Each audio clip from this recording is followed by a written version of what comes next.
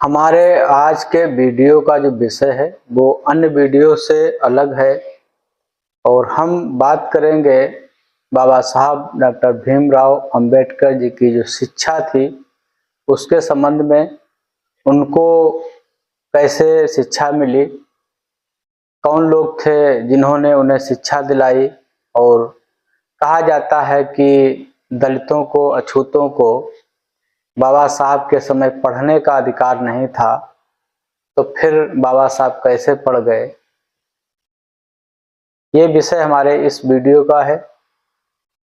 आप हमारे चैनल पर हमें पहली बार सुन रहे हैं, देख रहे हैं, तो इस चैनल को सब्सक्राइब कर लीजिएगा। जो मैं इस वीडियो में कहना चाह रहा हूँ, बताने जा रहा हूँ, अगर आपने पहले से आपको इसकी जानकारी हो तो वीडियो को लाइक करिएगा, और ना जानकारी हो तो वीडियो को शेयर करिएगा लोगों तक, जिससे एक सच्चाई का पता लगे। जो तमाम तरह की भ्रांतियां, मनगढ़ंत कहानियां लोगों के द्वारा कई वीडियो में, रील्स में प्रस्तुत कर दी जाती हैं, और जिन व्यक्तियों को हकीकत नहीं जानकारी होती है या जिन्होंने इतिहास नहीं पढ़ा होता है, तो उनके लिए जो भी कोई व्यक्ति जिसके संबंध में कुछ कह देगा तो वो उसे ही सही मान लेता है।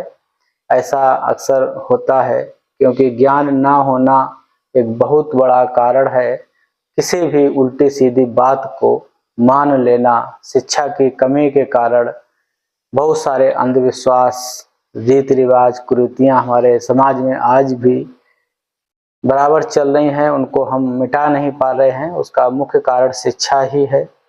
तो बात मैं कर रहा था बाबा साहब की शिक्षा का।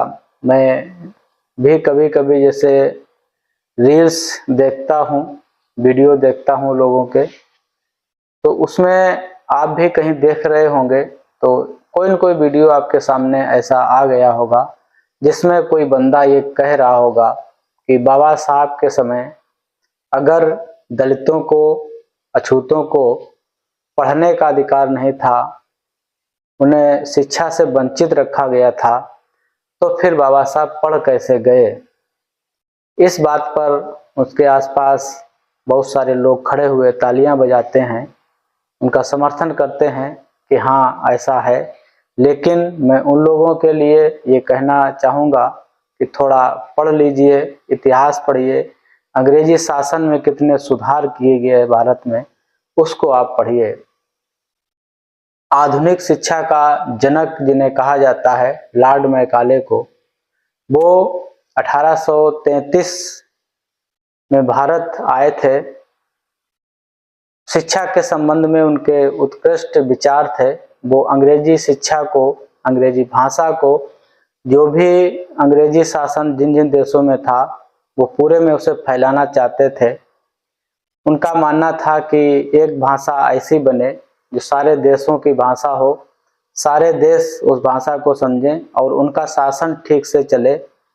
लोगों के बीच जो अंग्रेजी पढ़े लिखे लोग अगर हो जाएंगे तो जो शासन चलाने की सुगमता होगी वो ठीक से होगी, लोग माध्यम बनेंगे इस अंग्रेजी शिक्षा के माध्यम से। तो अंग्रेजी शिक्षा का जनक लॉर्ड मैकाले को हमारे यहाँ कहा जाता है। आधुनिक शिक्षा का जनक भी उन्हें कहा जाता है।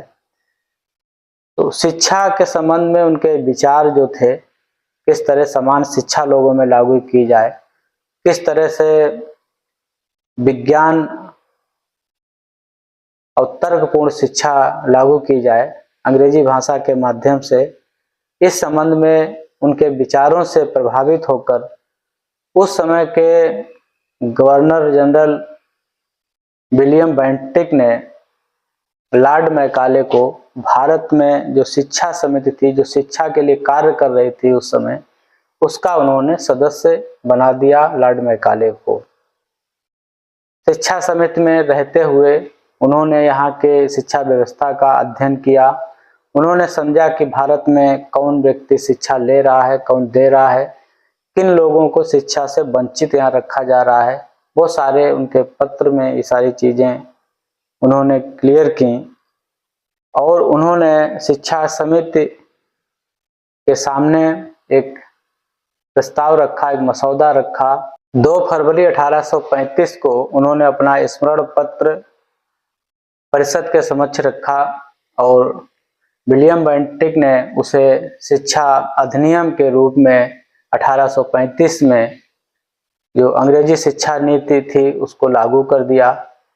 जो भी विद्यालय यहाँ चल रहे थे, सरकार की तरफ से, अंग्रेजी सरकार की तरफ से उनको अनुदान देने की व्यवस्था की गई। नए विद्यालय खोले जाने की व्यवस्था अधिनियम में थी।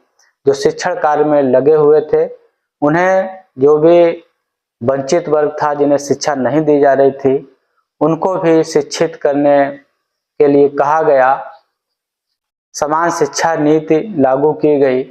जो वंचित वर्ग थे, अछूत वर्ग थे, दलित वर्ग थे, जिन्हें शिक्षा से अभी तक वंचित रखा गया, अंग्रेजी शासन में उनके लिए शिक्षा के द्वार खोल दिए गए। उनके लिए ये पहला मौका था जब लोग किसी विद्यालय में जाकर के अन्य लोगों के साथ शिक्षा ले सकते थे।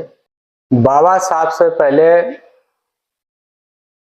दलितों में, शूद्रों में शिक्षा के संबंध में 2 नामों का उल्लेख करूंगा। एक तो माता सावित्रीबाई फुले, जिनका जन्म 1831 में हुआ था, और दूसरे रामास्वामी परियार थे, जिनका जन्म 1879 में हुआ था। और बाबा साहब का जन्म 1891 में हुआ था। अब यहाँ पे आप ये समझें कि अंग्रेजी शिक्षा अधिनियम, समान शिक्षा नीति लागू हुई 1835 में। सावित्रीबाई फुले ने अपना विद्यालय खोला 1848 में। रामास्वामी परियार का जन्म हुआ 1879 में और बाबा साहब का जन्म हुआ 1891 में। ये तीनों शख्सियत, तीनों हैसियत शिक्षा के क्षेत्र में विचारों की, क्रांतिकारी विचारों के लिए जाने जाते हैं। इन्होंने समाज का विरोध किया। सावित्रीबाई फुले ने महिलाओं के लिए प्रथम विद्यालय खोला था 1848 में।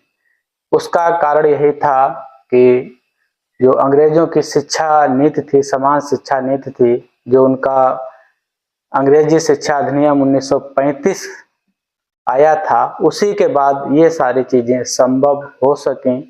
क्योंकि जहां अंग्रेजी सरकार का दबाव था, विद्यालयों में जो लोग शिक्षण कार्य में लगे हुए थे उनको सरकार, अंग्रेजी सरकार अनुदान भी दे रही थी, तो उन्हें पढ़ाना, ऐसे वर्ग को पढ़ाना अनिवार्य कर दिया था। जहां भेदभाव तो नहीं खत्म हुआ था, जैसे बाबा साहब के बारे में आप जानकारी जानते होंगे, उनको पढ़ते होंगे। उनको कक्षा में दूर बैठाया जाता था अन्य बच्चों से, वहां के घड़े का उन्हें पानी नहीं पीने दिया जाता था, शिक्षक उनसे ठीक से बात नहीं करते थे। तो छुआछूत का असर तो रहा, लेकिन अंग्रेजी शिक्षा अधिनियम लागू होने के बाद शिक्षा समान रूप से लोगों को दी जाने लगी। जो लोग जागरूक थे वो पढ़ने लिखने शुरू कर दिए और फिर व्यक्तिगत लगन लोगों को बहुत दूर तक ले गई। तो आप समझ गए होंगे। और ये भी कारण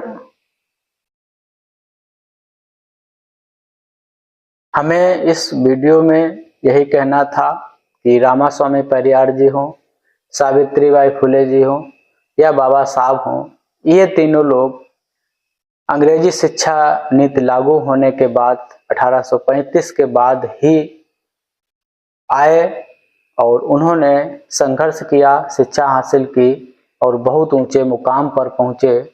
आज दुनिया उनको उनके नाम से जानती है, उनके विचारों से जानती है, उनके संघर्ष से जानती है।